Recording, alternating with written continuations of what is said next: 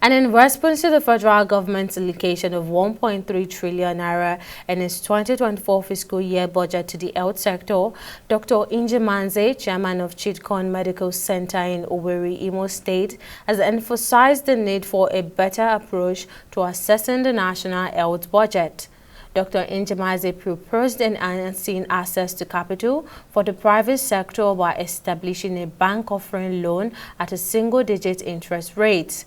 While acknowledging the impact of the allocated 4.6%, he cautioned that even larger resources allocated for health should be judiciously spent, expressing concerns about the efficacy of current budget utilization in the sector. The health budget, you know that the major player in health services is the private arm.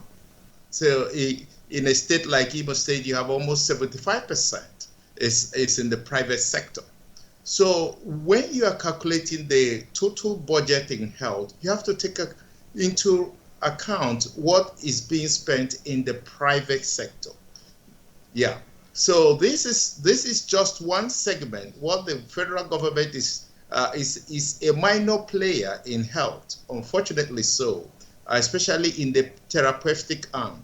The budget should be targeted because there are three arms of medicine or health to say. One arm is the therapeutic arm, that's where you go to hospital and receive healthcare. The other arm is the research arm, whereby it turns out scientific work in health. And the third arm is the preventing arm, which the NCDC plays a role.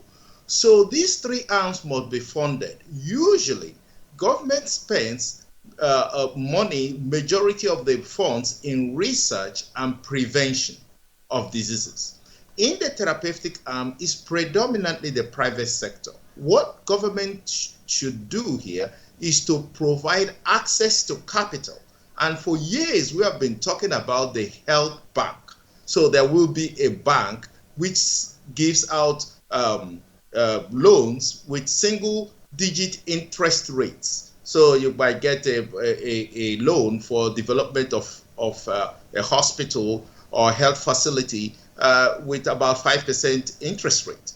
And that's the role of government in driving this. So the 4.6% might still have an impact, even though it's grossly inadequate, but it has to be wisely spent.